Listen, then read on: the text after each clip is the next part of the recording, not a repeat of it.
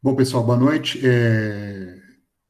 Eu estou gravando esse nosso bate-papo aqui, porque alguns alunos me escreveram dizendo que não poderiam participar. Então, eu vou gravar e vou colocar no meu canal do YouTube. Aí, depois eu passo por e-mail o canal aí para vocês. Ok? Então, primeiro, prazer em ter esse primeiro contato com vocês. Era para a gente estar trabalhando junto já há 2 meses nesse curso Física Moderna, mas por enquanto não tem sido possível. Então vamos ver o que a gente consegue fazer enquanto temos que estar longe da universidade. Eu acho que podemos tentar, mesmo que não seja a mesma coisa que uma aula presencial, a gente pode tentar ter pelo menos aproveitar esse tempo que vocês estão em casa para começando tendo o primeiro contato com essa disciplina. Como eu disse no e-mail, a ideia é que quando as aulas voltarem, o curso vai começar todo do zero, mas eu tenho certeza que quem puder acompanhar essas discussões que a gente está tendo vai ter muito mais facilidade para aprender depois. Então, essa é a ideia. Depois nós vamos começar tudo do zero, mas para também não prejudicar os alunos que eventualmente tenham dificuldade de ter conexão com a internet, de ter uma forma uma boa forma de estar acompanhando o ritmo das coisas, tá?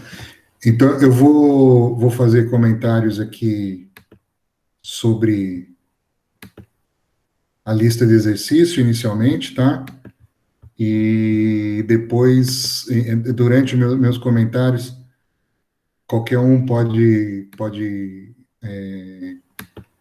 abrir o microfone e fazer alguma pergunta, ou se preferir, também pode fazer a pergunta por chat, né? Como somos poucos, somos 11 pessoas no Google Meeting aqui, dá para fazer por áudio também. Então, da forma que vocês preferirem. Então, enquanto eu estiver falando, pode mandar pergunta já, pode me interromper. Alguns, alguns de vocês me conhecem, mas a maioria nunca teve aula comigo. Eu sou daquele tipo de professor que adora pergunta. Toda pergunta eu gosto, toda pergunta é uma pergunta válida. Então, não seja tímido. Então, vamos lá. Então, eu vou discutir alguns tópicos da lista, os tópicos que eu acho que podem trazer um pouquinho mais de dificuldade.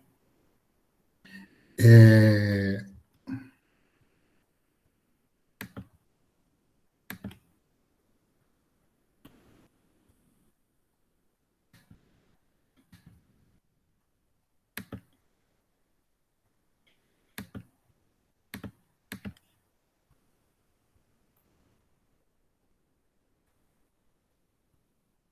bom, as duas primeiras questões da lista, elas se referem à dilatação do tempo, tá? Então, a primeira coisa é que... Só um minutinho aqui.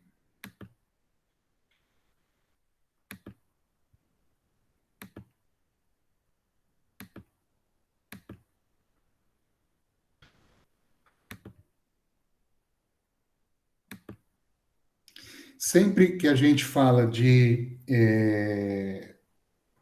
teoria da relatividade restrita, né? Que é o que nós vamos aprender aqui no curso, esse fator gama vai ser um fator muito interessante, esse número.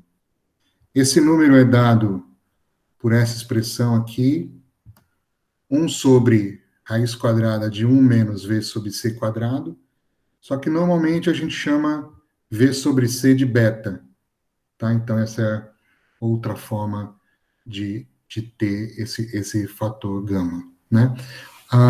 O que ocorre é que, de acordo com a teoria da relatividade, nenhum objeto, nenhuma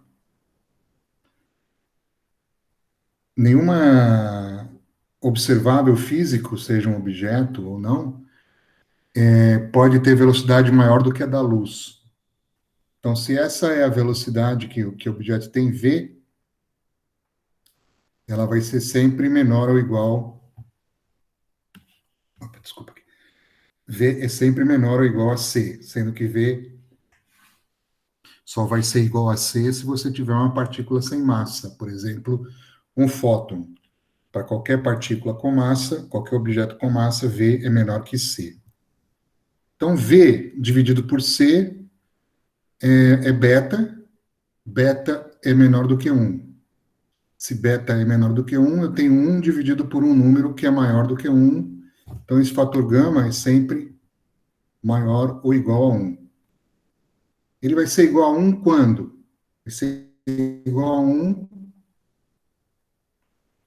apenas quando você tiver v igual a zero. Né? Com v igual a zero, eu tenho 1 sobre 1, gama é 1. Qualquer outra situação, gama é maior do que 1. Na maioria das situações corriqueiras do nosso dia a dia, gama é maior do que 1, mas é só um bocadinho maior do que 1. Quase nada. Nós vamos ver alguns exemplos aqui. Então, quando o gama começa a se afastar de 1, e ser muito maior de 1, é que a gente está chegando próximo de situações em que a relatividade é importante. Ok? Então, como eu disse, pessoal, podem fazer pergunta em qualquer momento que vocês quiserem aí, tá? E aí é importante que vocês, quem ainda não viu, veja, e quem já viu, reveja, como é que a gente chega nessa expressão aqui. Tá? Isso está bem explicadinho, tanto nas videoaulas do professor Jorge, como no livro. Então, é importante que você saiba disso, como é que a gente chega nessa expressão. E o que essa expressão nos diz? Existe um tempo que é o chamado tempo próprio. Tá? Esses delta t's que aparecem aqui são o intervalo de tempo entre dois eventos. Duas coisas que acontecem que a gente está medindo o tempo. Por exemplo, eu faço um sinal com meus dedos e depois faço um outro sinal com os meus dedos. Eu tenho um intervalo de tempo entre esses dois eventos. Primeiro sinal, segundo sinal. Pode ser um avião sai do aeroporto de Galeão, é o primeiro evento. Esse avião vai até Nova York e pousa no aeroporto de Nova York. É o segundo evento. Intervalo de tempo entre esses dois eventos. Quaisquer eventos, né? O que a gente percebe na teoria da relatividade que quando a gente começa a medir o tempo por esses referenciais, eles não são os mesmos, que é uma coisa que já é diferente da física clássica. Se eu meço, dependendo do referencial que eu estou, eu estalo meu dedo aqui 2 vezes, no referencial eu vou ter um intervalo de tempo entre os dois estados. No outro referencial, eu teria um outro intervalo de tempo. Tá? Então, isso que essa expressão nos diz. Tá? Então, essa expressão nos diz que o intervalo de tempo num referencial qualquer vai ser gama vezes esse delta teta zero aqui. A única dificuldade que vocês vão ter em qualquer problema, né, a matemática é muito simples, né, a álgebra aqui é muito simples, né? A única dificuldade é identificar o que é o delta teta zero, que é o chamado tempo próprio. Então, tempo próprio é o tempo entre dois eventos, né? Tudo ali é tempo entre dois eventos. Mas ele é medido de uma forma muito particular. Medido por um relógio em repouso no referencial no qual os dois eventos acontecem no mesmo lugar. Tá? Então, por exemplo, um avião sai de São Paulo, sai do Galeão e vai até o Japão. Eu tenho três relógios. Eu tenho um relógio no aeroporto do Galeão, um relógio no aeroporto lá no Japão. e um terceiro relógio no pulso do comandante que está pilotando esse avião, ou de um passageiro qualquer que esteja nesse avião, tá? Então, o avião está indo em direção, está indo do Rio para Tóquio. Desses três relógios, um no Rio, um em Tóquio, outro no pulso de um passageiro ou de um qual desses três relógios seria o tempo próprio? Pode responder pelo chat aí. Um, dois ou três? Um é o relógio que está em repouso no aeroporto do Galeão, outro é o relógio que está em repouso no aeroporto de Tóquio, e outro que está no pulso do passageiro.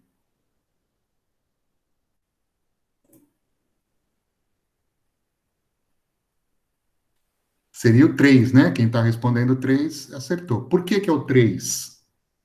Porque no referencial do avião. Aqui está o resultado da sua busca. Desculpa, é só meu celular fica falando sozinho aqui. No referencial do avião, primeiro, o relógio no pulso ali do passageiro está em repouso, né? Supondo que o passageiro está sentadinho na sua poltrona, o passageiro está em repouso em relação ao referencial no avião. Mas, além disso, o que é importante? Os dois eventos acontecem no mesmo lugar,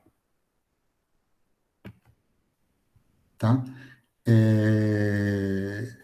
Quais são os dois eventos? O avião decola no Galeão, é o evento número 1. O evento final, o evento inicial, ele decola.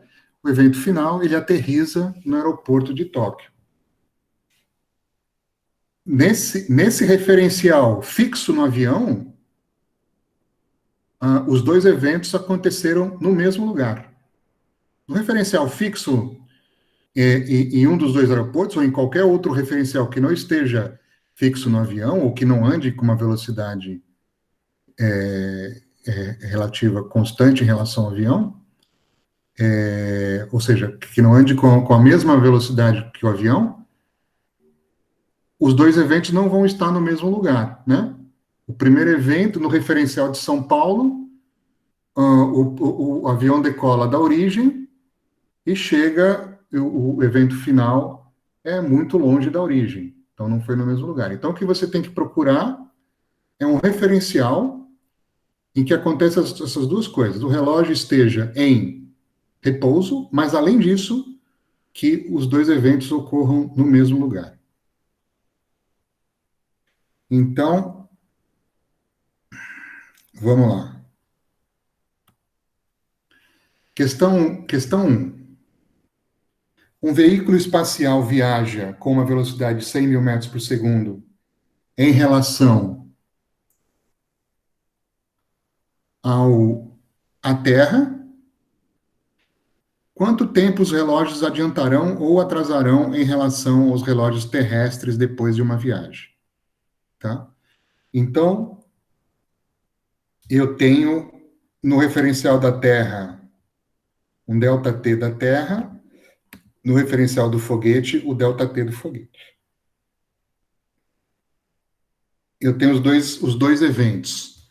O evento 1, começo da viagem. O evento 2, passado um dia de viagem. Tá? Qual é o tempo próprio? É o ΔT da Terra ou é o ΔT do foguete? O ΔT da Terra, o evento 1, começa na Terra. E o evento 2, naquele referencial, já não é mais o mesmo lugar. Se eu estou medindo o tempo dentro do foguete, o começo da viagem e depois de um dia da viagem, eu estou na mesma. Os dois eventos acontecem no mesmo lugar.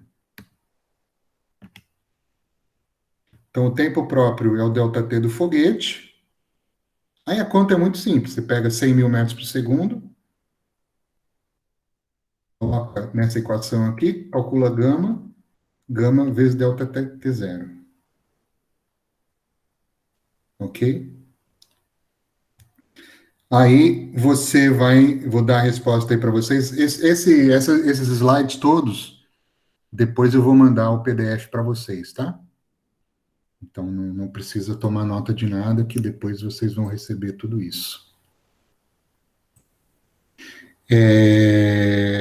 Então você vai fazer as contas e você vai ver que os relógios no foguete, o relógio no foguete, se atrasam 4,8 milissegundos em relação aos relógios da Terra, tá? Faça as contas, se você não chegar nesse mesmo resultado, me avise que a gente vê qual erro pode ter. Tá? Então vejam que interessante, né?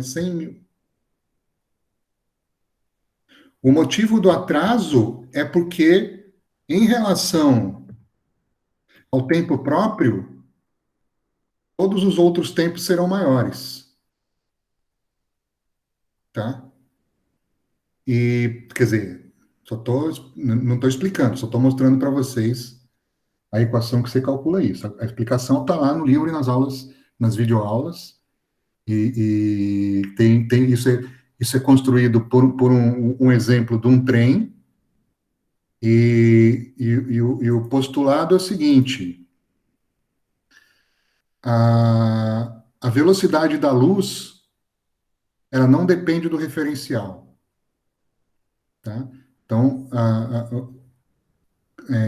sempre que você mede a velocidade de objetos com massa diferente de zero, as velocidades desses objetos dependem do referencial que você está medindo. Para a luz, que tem massa igual a zero, né, o postulado da teoria da relatividade especial é que a velocidade não depende do referencial. Partindo disso, é possível demonstrar que essa equação aqui é correta. Tá? Isso está demonstrado no livro e nas videoaulas. Eu peço que vocês assistam. Quem tiver dúvida, me falem exatamente onde tem dúvida, a gente volta a discutir, sem problema nenhum. E aí a gente vê que o tempo próprio, ele sempre vai ser o menor possível, porque eu sempre vou multiplicar ele por um gama que é maior ou igual a 1.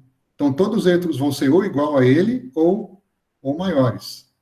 Tá? Então, como o tempo do foguete é o tempo próprio, o tempo medido na Terra tem que ser maior. Então, vai ter um atraso no relógio do foguete. Tá? O tempo medido na Terra é maior, o tempo medido no foguete é menor. Então, eu olhando para o relógio, se eu estou no foguete, se eu olho para o relógio, eu estou olhando um valor de tempo menor do que o da Terra. Tá? Então, sempre o tempo se dilata para todos os tempos que não são próprios, para todos os tempos que não obedecem essa regra de serem medidos por relógios em repouso, onde os eventos acontecem na mesma posição. Tudo bem?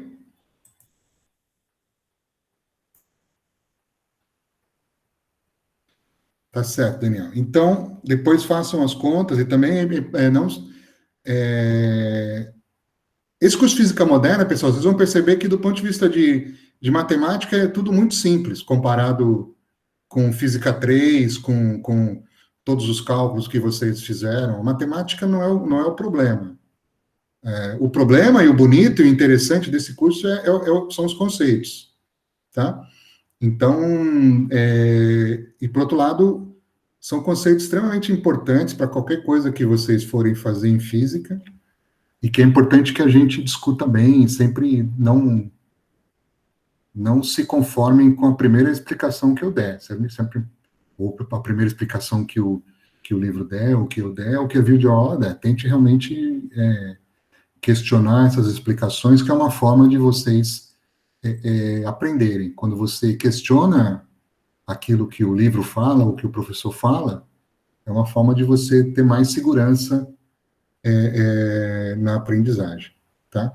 Então, é um curso que, do ponto de vista de matemática, é relativamente simples, mas que, do ponto de vista conceitual, são coisas totalmente novas, né? A física do século XX, que a gente começa a só ver a partir de física moderna. Então, Qualquer curso de física, a parte conceitual é importante, mas eu acho que nesse talvez seja um dos mais importantes, um dos cursos em que a parte conceitual é mais importante.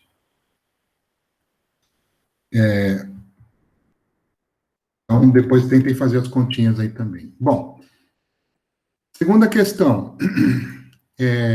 Eu tenho essas partículas aqui, vou chamar de pions.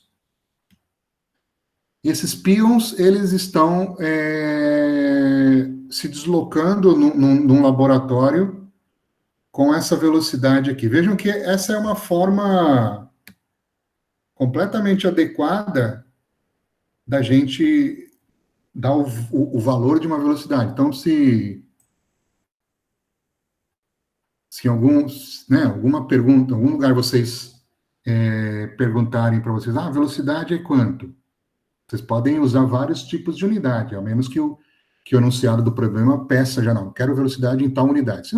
Se não for pedido em qual unidade quer, uma unidade absolutamente honesta é c. Em geral, a gente usa c para velocidades próximas à velocidade da luz. Então, a velocidade é metade de c, a velocidade é 1/3 de c, a velocidade é 0,9 c, a velocidade é 0,999999 c. Né? Isso tudo é possível, né? Para objetos com massa, a velocidade pode chegar tão próximo de c quanto se deseja, mas nunca será igual a c, tá? Então, é uma forma totalmente honesta de você falar de velocidade. Geralmente, a gente usa para velocidades que são da ordem da velocidade da luz. Bom, e tem qual o valor do fator gama? É fazer a conta. Isso é muito simples, né? Item B. Se a meia-vida própria do pion é esse tempo aqui, qual é a meia-vida observada no laboratório? Tá, então, está explicado lá no livro também, mas só relembrando, né? Meia-vida a gente, às vezes, chama assim de T meio. Bom, existem muitas partículas instáveis na natureza, inclusive alguns átomos são instáveis, né? Vocês sabem disso. Temos de átomo, núcleos, né? Alguns núcleos são instáveis, o núcleo instável mais conhecido é o carbono 14, ele é chamado de carbono 14 porque ele é formado por 6 prótons e 8 núcleos, então dá um total de prótons mais núcleo, 14 partículas lá dentro do núcleo do carbono 14, e o carbono 14 ele emite partículas, tá? E ele decai a partir da emissão dessas partículas. Então, ele tem uma meia-vida.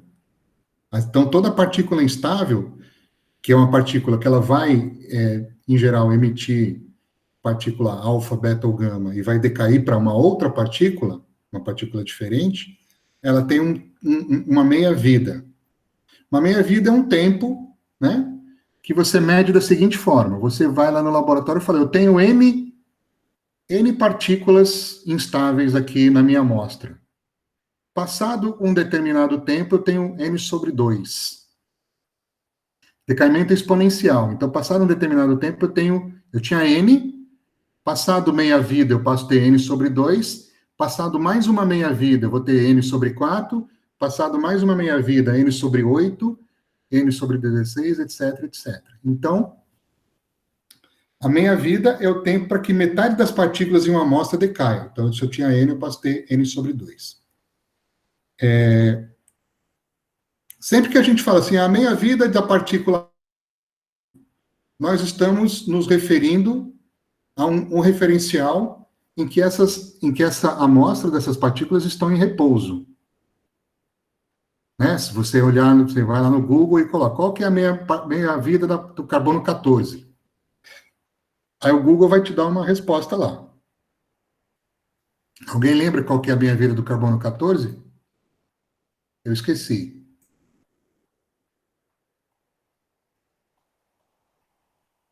Se alguém lembrar, ninguém na área de... Ninguém do lar aí? Tá. Depois a gente olha no Google. Não tem problema. Então, você bota lá no Google, meia-vida do carbono 14, vai te dar um número. Esse número é medido numa situação em que aquela amostra está em repouso o referencial em que foi medido. Obrigado, Augusto. 5.000, então, se você botar no Google, vai dar 5.730 anos. Isso que ele botou no Google foi medido no referencial em repouso. Então, quais são os dois eventos nesse caso? Quando eu tinha N partículas, eu liguei o meu cronômetro. Quando eu passei a ter N sobre 2 partículas, se passaram 5.730 anos. Os dois eventos foram medidos no referencial em repouso e foram medidos os dois eventos aconteceram no mesmo lugar. Eu ter N partículas e N sobre 12 partículas aconteceram no mesmo lugar. Então, essa é a meia-vida própria. Aqui no problema, ele já te dá isso de graça. Ele já fala, a meia-vida própria do Pion é isso. Mas sempre que não fala nada, a gente está falando da meia-vida própria. O que está acontecendo aqui? Esses pions, eles estão se movendo com uma velocidade considerável em relação ao referencial do laboratório. Então, no referencial do laboratório, a meia-vida vai mudar. E ela vai ser maior sempre, né? Lembre-se que sempre que eu tenho, voltando aqui para a nossa equação, sempre que eu tenho um tempo próprio, vou multiplicar por um número maior do que 1, todos os outros tempos vão ser maiores do que o tempo próprio. Então, a meia-vida, nesse caso, em que a velocidade é 0,8c, ela vai passar para esse valor. Isso aqui você vai calcular no referencial do laboratório. Tá? E aí você vai fazer o item C. Você tinha 32.000 pions, esses pions se deslocaram com essa velocidade aqui por 36 metros. Então, você sabe qual o tempo que decorreu disso. Se você sabe qual o tempo, você pode comparar com a meia-vida que você determinou esse tempo, e você vai ver essas 32.000 viraram quantos, né? Você vai fazer as continhas, se você não errar na conta, vai dar 1.000, tá? E se você esquecer que você aprendeu dilatação do tempo, né? Se fosse algumas semanas atrás que você ainda não sabia o que era dilatação do tempo, você fizesse a mesma conta, o resultado ia ser o item D, tá? Então, depois, tente fazer essas contas e qualquer dificuldade me avisa, eu dou uma ajuda. Tudo bem sobre dilatação do tempo, pessoal? Alguma pergunta sobre isso?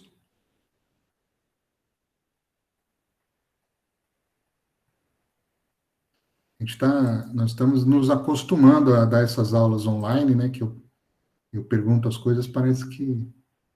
Vocês estão me ouvindo? Posso continuar?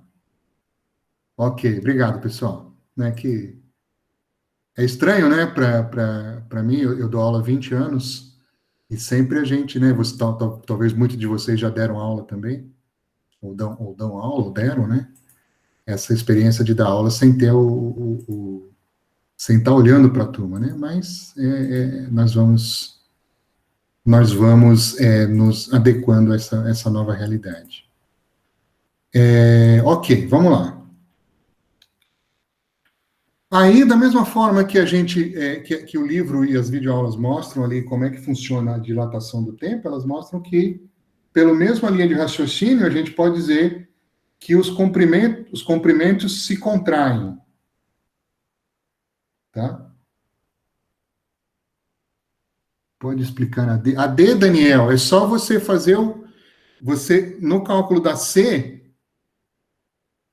você leva em consideração que a meia-vida mudou devido à teoria da relatividade. Na D, você ignora a teoria da relatividade. Se você ignora a teoria da relatividade, a meia-vida é essa e acabou. Não muda. Certo?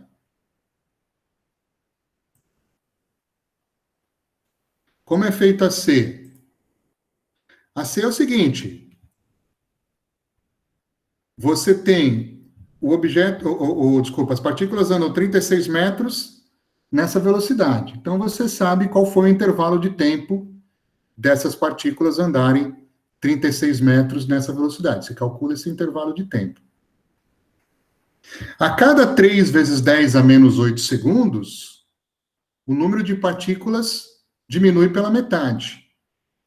Então, se você tinha inicialmente 32 mil partículas, passado 3 vezes 10 a menos 8 segundos, você passou a ter 16 mil.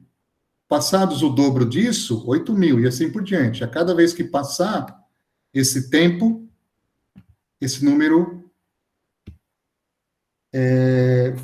diminuiu pela metade. Então, é só você ver, nesse tempo aqui, em que o objeto, né, que os pions, nesta velocidade, se deslocam 36 metros, quantas vezes diminuiu esse valor aí? Tá? Tenta raciocinar aí com papel e caneta, qualquer coisa eu mando um desenho explicado. Certo? Vamos lá. Da mesma forma que a gente tem a dilatação do tempo, a gente tem a contração dos comprimentos. Tá? Então, eu tenho que, se eu tenho um referencial, se eu tenho, eu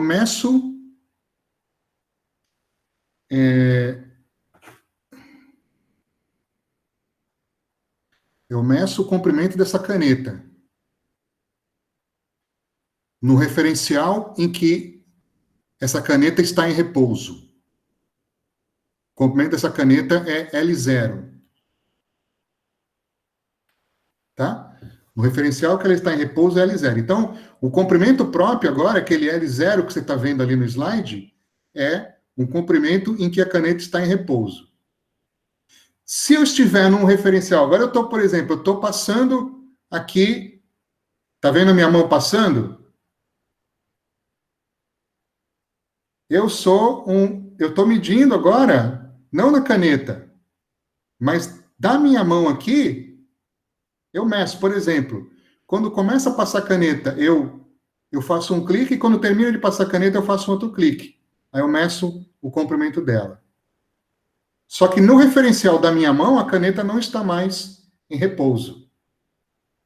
Nesse referencial no qual a caneta não está em repouso, se eu medir o comprimento da caneta, não será L0, será L0 sobre gama.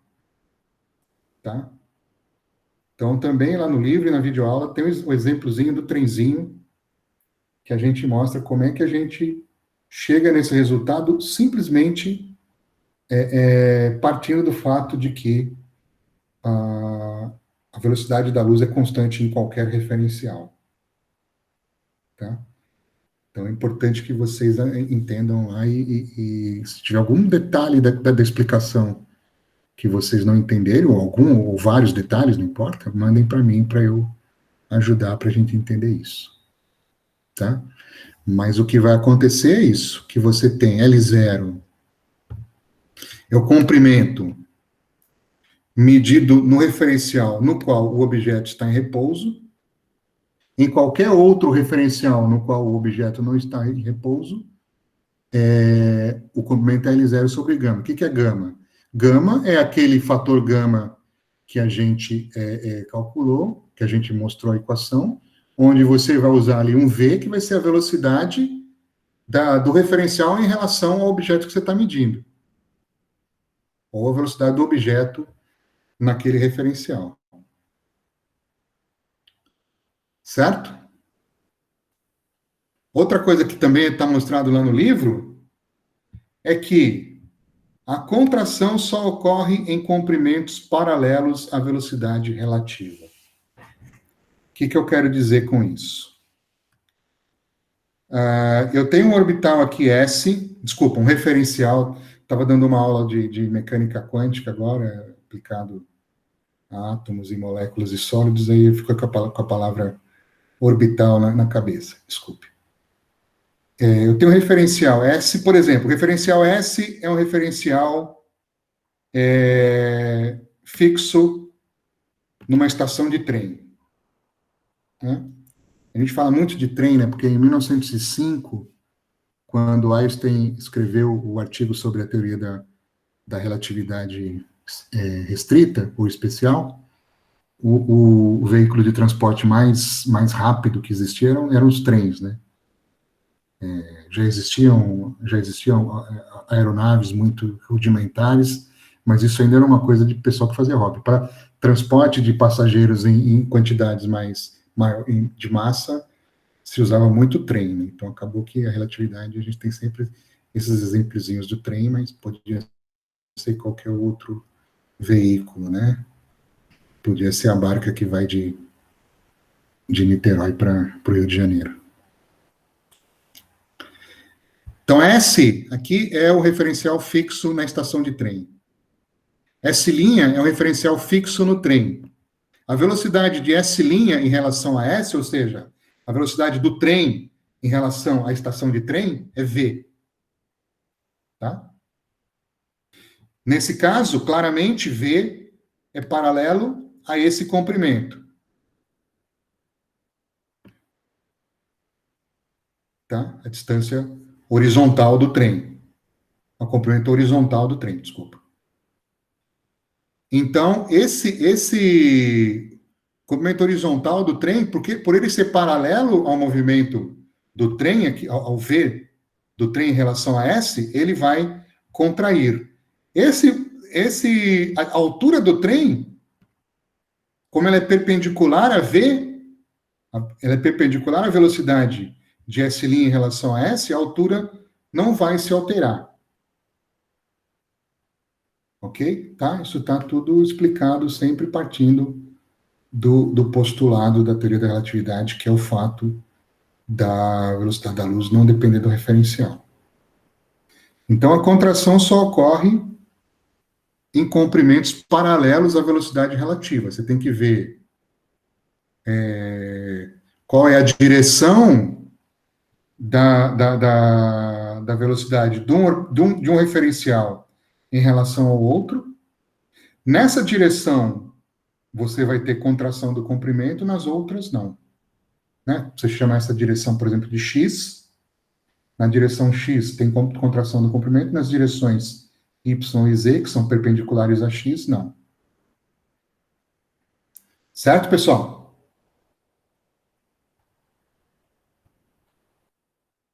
Então, vem a questão 3, que é sobre isso. Tá? Você tem uma régua, o comprimento da régua é uma régua de 1 metro. Quando eu meço a régua em repouso, eu vejo que ela tem 1 metro. Aí, se eu estou no referencial que se move com velocidade 0,8 c em relação à régua, qual é o comprimento dessa régua? Né? Se ela está paralela à direção da velocidade. Tá? Então, eu tenho a régua, e esse referencial se move paralelo em relação ao comprimento dela. Então, ela vai, é só fazer essa continha aqui. L0 sobre gama. E agora, se eu pego a minha régua e o referencial no qual eu estou medindo, vejam que a velocidade dele é perpendicular ao comprimento da régua. Então, agora, o tamanho da régua não vai se alterar.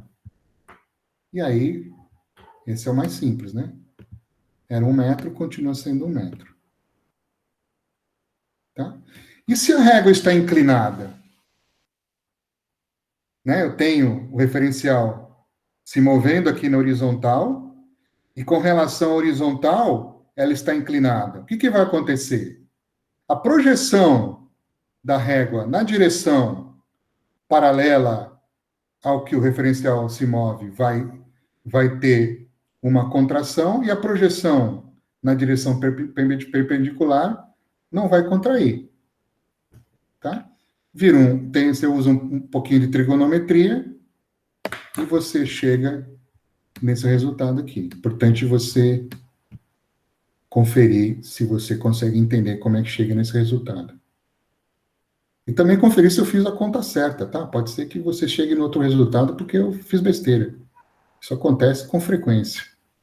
Quem foi meu aluno sabe, tá? Então, se você corrigir minha conta, eu vou ser o primeiro a reconhecer que eu estava errado e falar, ô, pessoal, falei besteira, apaga tudo, vou deletar aquele vídeo do YouTube, tá? Para ninguém perceber. E seguimos. Tá certo, pessoal? Alguma pergunta sobre contração dos comprimentos? Acertei, Daniel? Obrigado.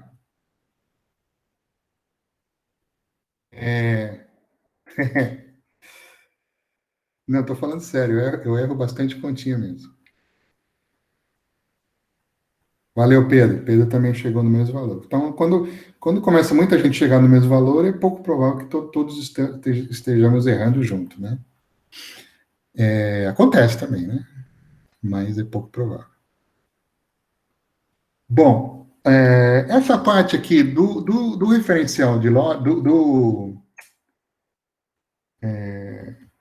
transformada de Lorentz, a única coisa que eu queria chamar a atenção para vocês é o seguinte. A gente tem uma forma padrão de representar dois referenciais que se movem um em relação ao outro. Tá? E essa forma padrão, quando a gente utiliza a transformação de Galileu, que dá nessas equações aí, e nesse próximo slide, as transformações de Lorentz, a gente está utilizando uma certa forma padrão de representar. Tá?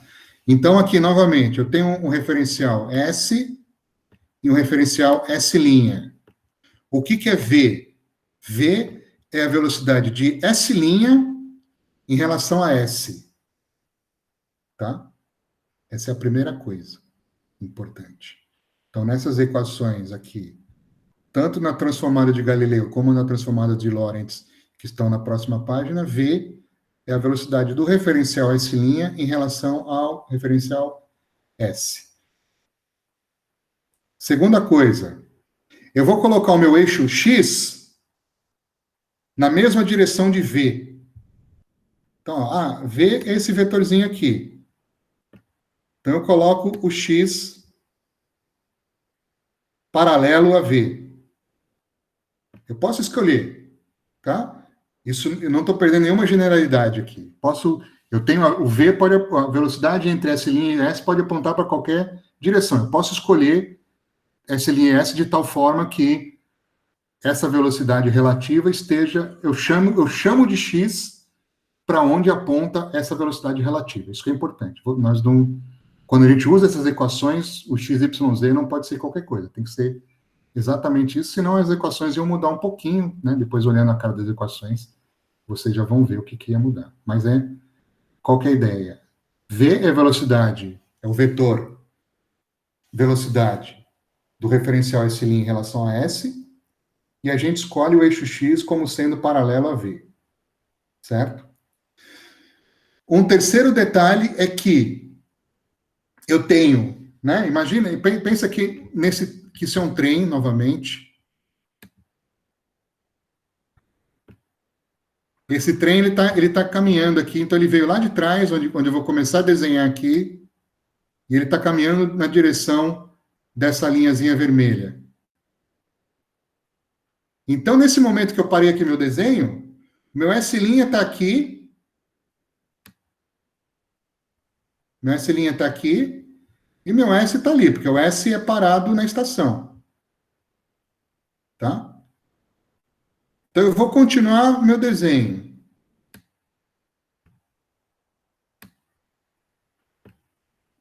Vou continuar aqui. Quando o S passa pelo S', eu tenho aqui aqui aqui o meu S. Aqui o meu S'. Quando o S, estou confundindo as mãos aqui com a câmera, pessoal, desculpa. Esse é o S, esse é o S'. Quando o S' passa pelo S, eu ligo os dois cronômetros. Então, T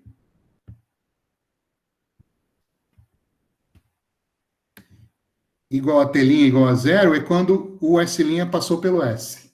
Quando as duas origens coincidem. Aí eu ligo os dois cronômetros. Isso aqui eu faço para facilitar as equações. Tá? Aí o que acontece? Transformada de Galileu, ela é válida na física clássica. Ou seja, ela é válida sempre que a velocidade de um referencial em relação ao outro for muito, muito menor do que a velocidade da luz. Tá? Aí eu tenho essas três equações aqui. Na física clássica, o tempo não é relativo, então o tempo é o mesmo, T' igual a T. O x' vai ser x menos vt, porque a gente escolheu o v sendo na direção de x, e o y e o z não se alteram. Certo? Usando essa mesma definição de referenciais padronizados aqui, na relatividade a gente tem que usar a transformação de Lorentz, que é essa transformação aqui. Tá? Em que agora também o x' vai mudar em relação ao x, mas vai aparecer o fator gama aqui. Ups.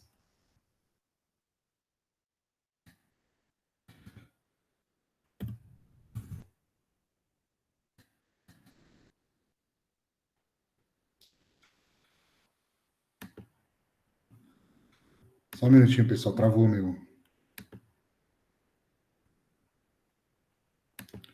Travou o PowerPoint aqui.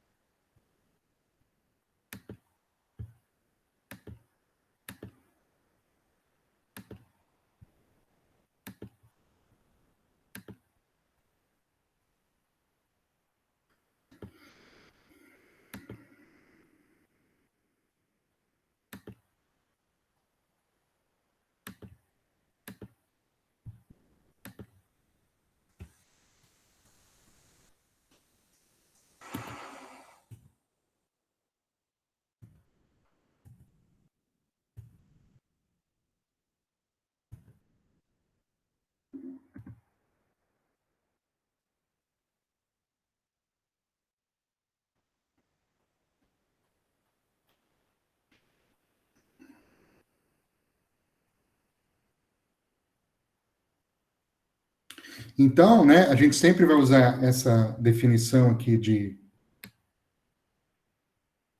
essa padronização de como é que a gente se refere aos referenciais S' e S, e aí a gente vai ter as transformações de Lorentz. Tá certo, pessoal?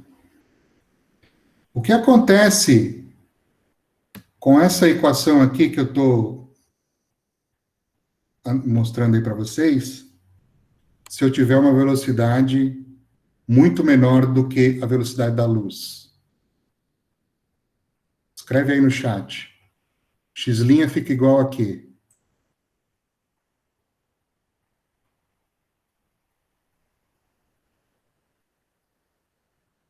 Ouviram a minha pergunta?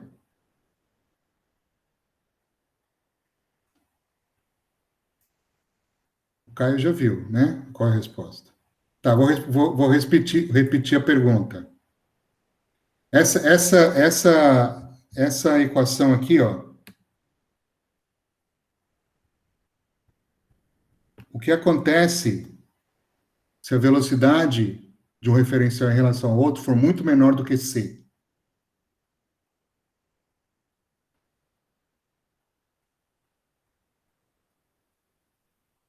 O que acontece é que quando a velocidade é muito menor do que c, o gama vai para 1, aí eu passo a ter x' igual a x menos vt. Opa, Galileu. Né? E essa aqui é a do tempo, pessoal. Como é que ela fica quando v é muito menor do que c? Como é que fica essa equação?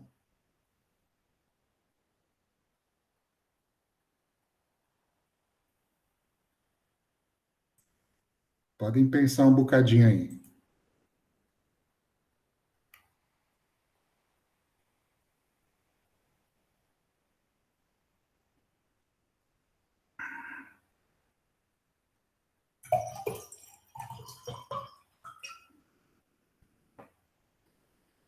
T' igual a T, né? Porque gama vai para 1, gama vai para 1,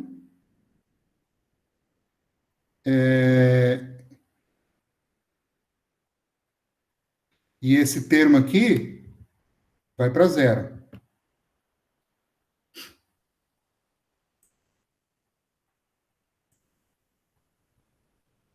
Exatamente. T' igual a T. Olha lá o Galileu. Então, de fato,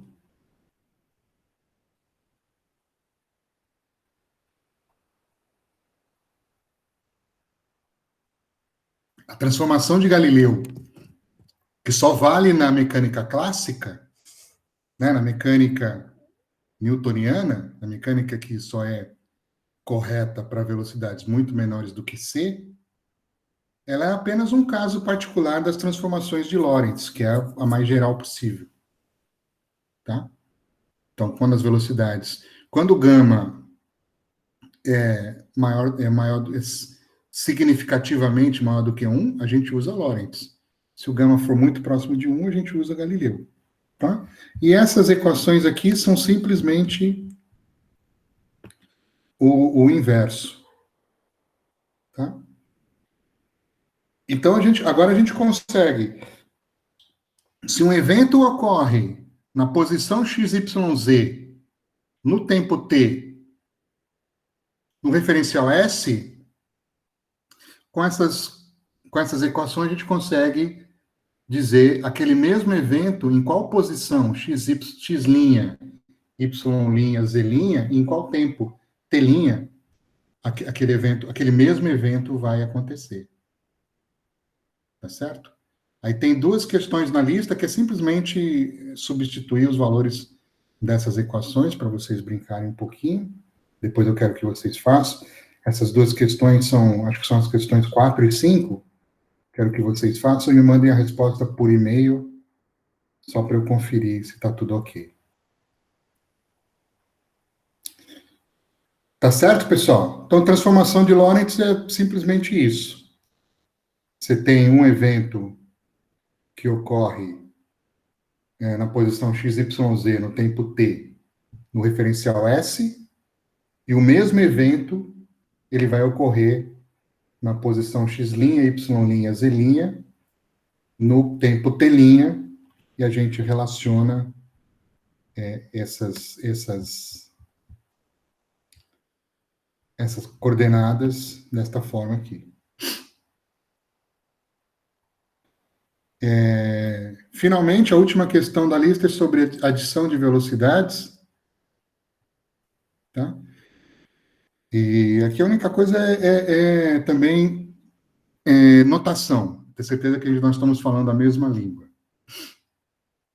Eu tenho novamente dois referenciais S e S'. A primeira coisa, velocidade do referencial S' em relação ao referencial S. Vou chamar isso de V. Aí eu tenho um objeto, o mesmo objeto está se movendo, eu meço a velocidade dele no referencial S, eu chamo de U. No referencial S', eu chamo de U'. Física clássica. U', ou seja, O linha é a velocidade do objeto no referencial S'. Vetor U' é igual a vetor U. Vetor U é a velocidade do objeto no referencial S, menos V. V é a velocidade do referencial S' em relação ao referencial S. Só tomem cuidado com o sinal aqui. Porque se eu inverter, se eu inverto, pego a velocidade do referencial S em relação a S', vai mudar o sinal de V. Então, usem essa convenção, que é o sinal aqui está correto. Isso que a gente está acostumado, né? Você aprendeu lá na quinta série, né? Você vai pela rua, você vai pela estrada com um carro a 80 km por hora. E um carro te ultrapassa naquela estrada a 100 km por hora. Qual que é a velocidade relativa do carro que está te ultrapassando em relação ao seu carro? Né? Coloca aí no chat a resposta. Vou repetir a pergunta. Você está indo pela rodovia com o seu carro a 80 km por hora em relação à rodovia. Você é ultrapassado por um carro que, em relação à rodovia, né, a velocidade que ele vê ali no velocímetro, 100 km por hora. Qual a velocidade relativa desse carro em relação ao seu carro? 20. Não, né? Eu tô na mesma direção, eu não falei a direção, né? Não falei o sentido, né? Não, você é ultrapassado, pessoal. Você está a 80 e você é ultrapassado, eu falei o sentido, sim. Você está a 80, você é ultrapassado por um carro a 100. Então, a velocidade do carro que te ultrapassa em relação ao seu é 20 km por hora. Né? Estamos cansados de usar essa equação aqui. Obviamente, na teoria da relatividade, essa equação tem que mudar. Vou ver se eu consigo demonstrar para vocês aí. Vamos supor que eu estou andando aqui na sala, eu tô aqui no fundo da sala e estou andando em direção a você. E você tem uma lanterna de luz que você joga na minha direção. Você joga essa luz na minha direção e eu estou andando. Então, primeiro eu estou parado. Você joga essa luz na minha direção. Eu meço a velocidade da luz chegando aqui no meu peito. Aí eu vou andando e você continua jogando a luz. Quando eu estou andando, pela física clássica, no meu referencial, quando eu estou parado e quando eu estou andando, a velocidade da luz seria a mesma? Sim ou não? Deixa eu repetir a pergunta, pessoal. Estou parado lá no fundo da sala. Você liga uma lanterna e a luz sai da sua lanterna e bate no meu peito. Aí, a velocidade da luz, a gente mediria essa velocidade da luz. Aí eu começo a andar na direção da lanterna, e a lanterna continua acesa. Pela física clássica, no meu referencial, iria alterar a velocidade da luz, no referencial fixo em mim. No entanto, um dos postulados do Einstein é que a velocidade da luz é a mesma em todos os referenciais. Para que isso seja verdade, a gente tem que jogar fora essa equação aqui. Essa equação só vale quando a velocidade v for muito menor do que c. Em geral, o que a gente tem é isso.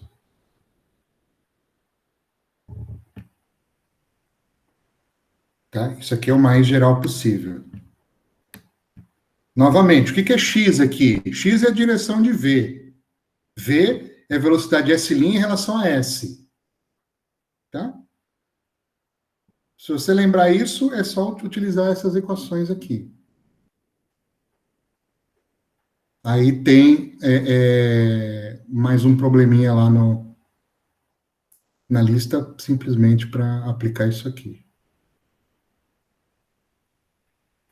Tá certo, pessoal? Então, esses 3 últimos problemas, eu quero que vocês resolvam e mandem a solução para mim. Então, como eu falei, não vale nota, não vale nada. É só para a gente aproveitar esse período que a gente está em casa, para quem tiver a possibilidade de estar em casa e de ter uma conexão razoável com a internet, só para brincar na quarentena. Gostei da definição, Pedro. Mas vamos aproveitar para brincar com várias coisas, né? Não só no videogame, mas outras brincadeiras também. Pode falar, Caio, qual que é a sua dúvida? Quiser falar ou escrever da forma que você preferir. Oi, professor, tá me ouvindo? Questão C. Tá me ouvindo, professor? Oi, professor, tá ouvindo? Espera aí, Caio.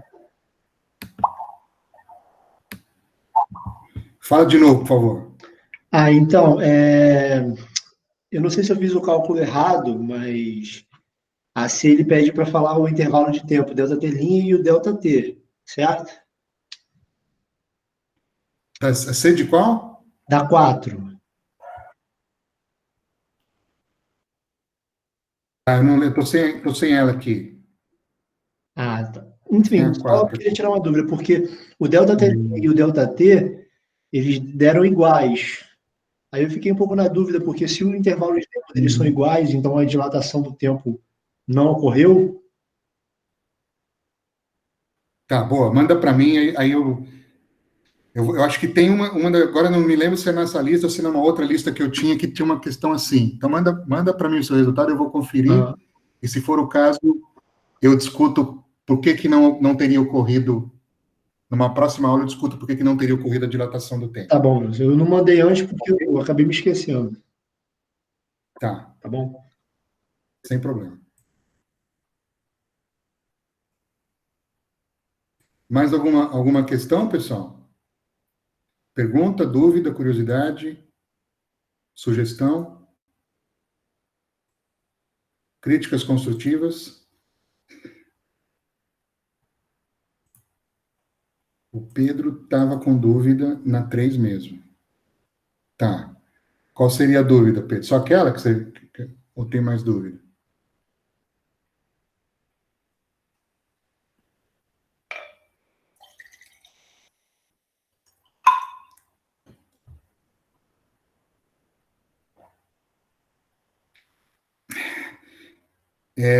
Ficou claro ou está com dúvida ainda? Ah, então tá bom. Então, vamos fazer o seguinte.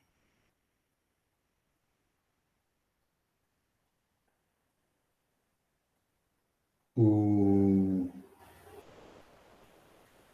Daniel tinha mandado, não me lembro, Daniel, qual que era a dúvida que você mandou?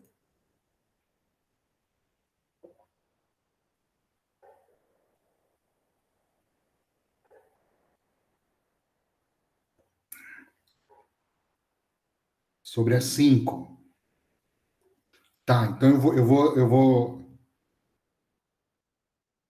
Você pode me mandar de novo, por favor, Daniel, esse e-mail? Mais fácil do que eu achar na minha caixa de e-mails. Aí a gente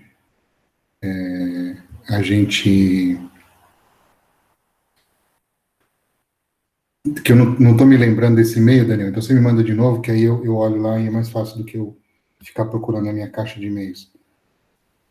Então, mandem as respostas da 456, a gente marca uma outra aulinha, e também quiser nos próximos dias aí, agora revisar a matéria e aparecer alguma outra dúvida, pode mandar também, e aí a gente já quer começar o capítulo 2, assim que for possível.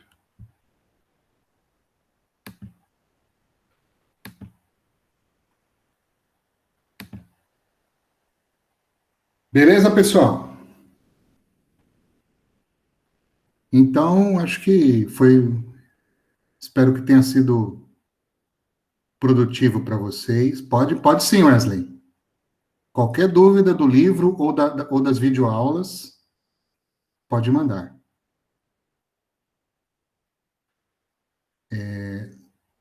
Não mandei link do quê? Ah, do YouTube? Eu vou mandar. Não mandei mesmo. Eu vou mandar um e-mail para vocês.